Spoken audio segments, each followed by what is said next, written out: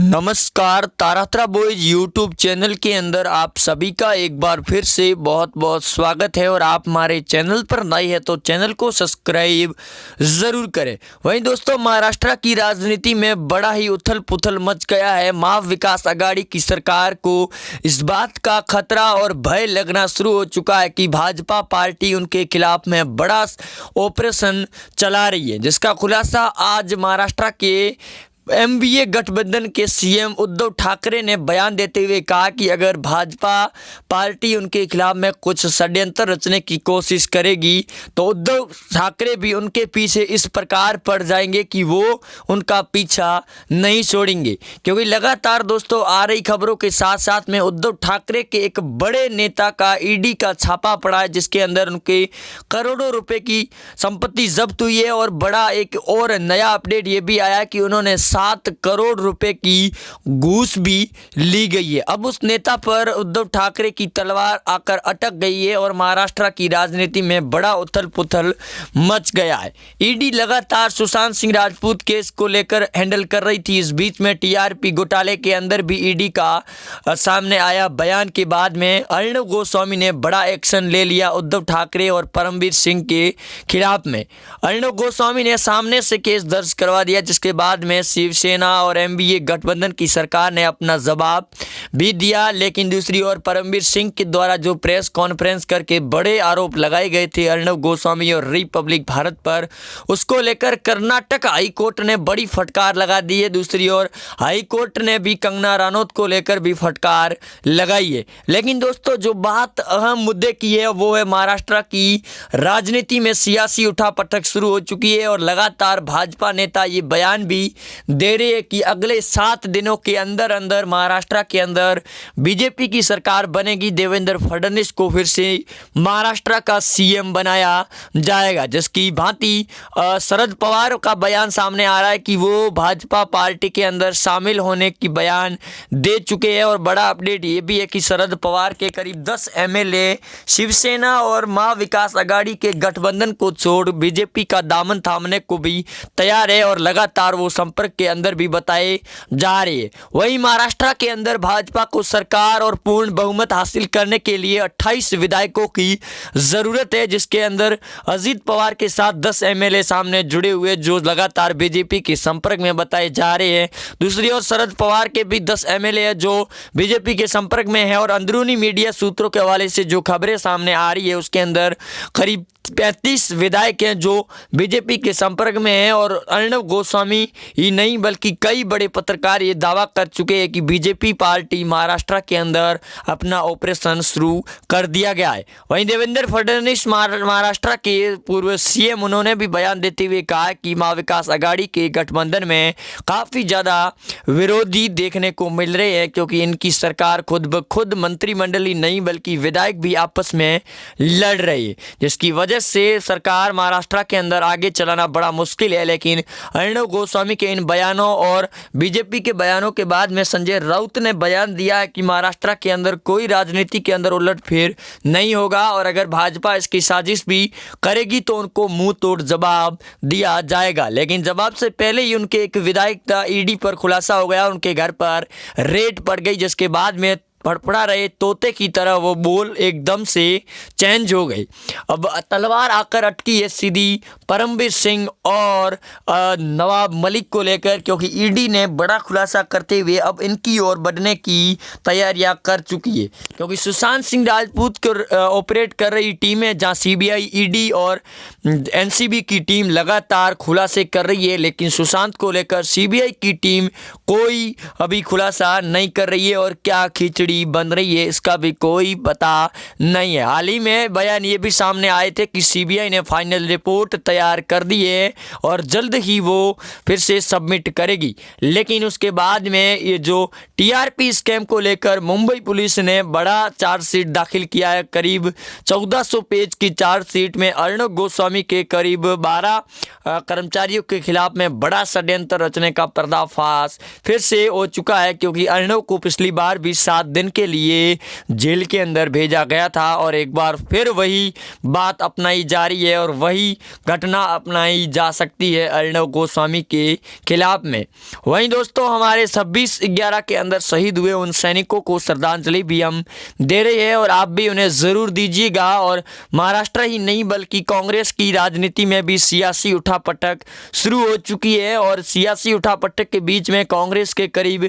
23 वरिष्ठ नेताओं के खिलाफ बड़ा ऑपरेशन की तैयारी में सोनिया गांधी और कांग्रेस के CWC के वरिष्ठ कांग्रेसी नेता, क्योंकि उनका बयान सामने आ रहा है कि अधीर रंजन चौधरी ही नहीं बल्कि कपिल शर्मा और कपिल सिब्बल के साथ साथ कई बड़े ऐसे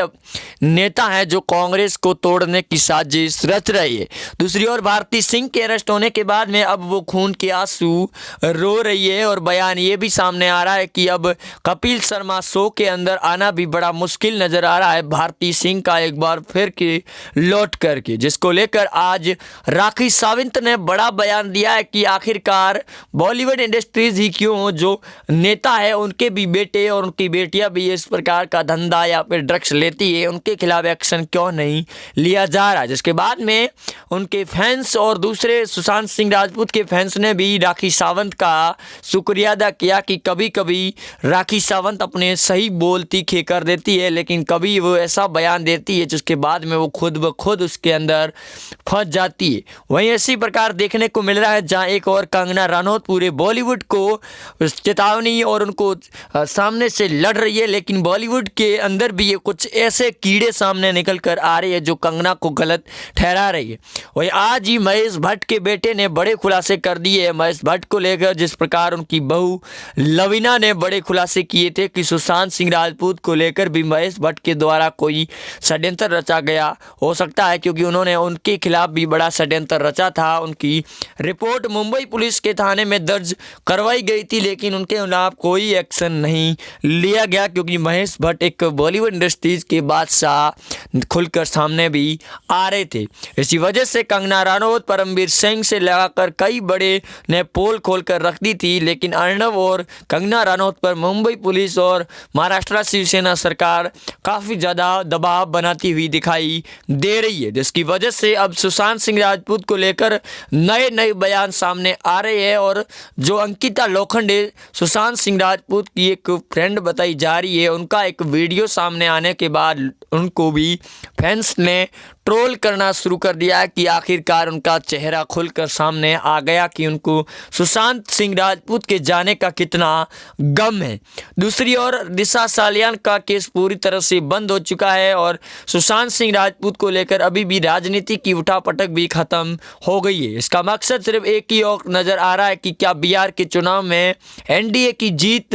पर यह मुद्दा बना हुआ था या फिर इसका कोई और लेना देना था, जिसको लेकर कई बड़े बयान सामने आ रहे हैं। लेकिन जिस प्रकार NCB और ED का ताबड़तोड़ छापेमारी देखने को मिल रही है, वैसी अभी तक सुशांत सिंह राजपूत के इस खेल में कोई CBI की ताबड़तोड़ बैटिंग देखने को नहीं मिल रही है। लेकिन पिछले कई दिनों से जहां NCB की टीम ने कई बड़े बॉलीवुड एक्टरों को अरेस्ट किया था, उसके बाद में जमानत दी गई, उनके साथ पूछताछ की गई, इसके बाद में कई बड़े बॉलीवुड पर सवाल उठाए गए थे, लेकिन आखिरकार में वही हुआ जो राजनीति के षड्यंत्र और गंदी राजनीति के अंदर होता है। NCB की टीम ने भारती सिंह और उनके पति को अरेस्ट किया, पूछताछ की और उनको अगले ही पल में फिर से जमानत दे दी गई। अब आकर बात ये अटक जाती है कि ED के इस खुलासे में सरनाईक के साथ भी कुछ बड़ा कांड होगा या फिर नहीं होगा, क्योंकि उद्धव ठाकरे के मंत्री भी लगातार तोतेयों की तरफ फड़फड़ा रहे हैं और लगातार अर्णव को लेकर बयान ही नहीं बल्कि महाराष्ट्र के शिवसेना पार्टी BJP को लेकर भी बयानबाजी शुरू कर दी गई है। और भाजपा पार्टी इस बात का दोस्तों दावा कर रही है और खुशी भी है इस बात की कि एक बार फिर भगवा झंडा लहराएगा भाजपा पार्टी का महाराष्ट्र में, क्योंकि BJP की सरकार के चलते UP योगी आदित्यनाथ ने बड़ा एक कानून ला दिया है लव जिहाद को लेकर। मध्य प्रदेश की विधानसभा में भी इस सत्र को लाने की तैयारी में है और लव जिहाद का बिल भी पारित कर दिया गया है उत्तर प्रदेश की विधानसभा सदन के अंदर, जिसके बाद में अब सियासी उठापटक शुरू हो सकते हैं। बिहार की राजनीति के अंदर भी सरगर्मियां और तेज हो चुकी है, क्योंकि सुशांत को न्याय नहीं मिलता हुआ देख विधानसभा के अंदर भी मुद्दा उठना अब तय हो चुका है और जोरों शोरों पर इस बात का भी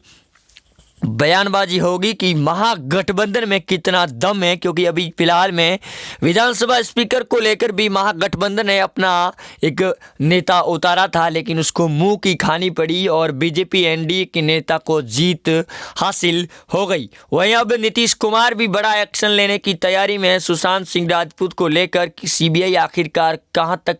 जांच को पहुंची है और क्या कुछ उन्हें इस केस में हासिल हुआ है, इसका भी बड़ा बयान आने की पूरी संभावनाएं जताई जा रही है कि आखिरकार पिछले 3 महीनों से जांच कर रही सीबीआई, एनसीबी और ईडी की टीम को क्या कुछ मिला है और कहां तक इनकी जांच पहुंची है। क्योंकि कंगना ही नहीं बल्कि कई बड़े एक्टरों ने भी अब इस बात का सवाल उठाया है कि पिछले कई दिनों से सीबीआई शांत नजर आ रही है, इसका क्या मतलब निकाला जाए कि कोई बवंडर आएगा या फिर वही शांत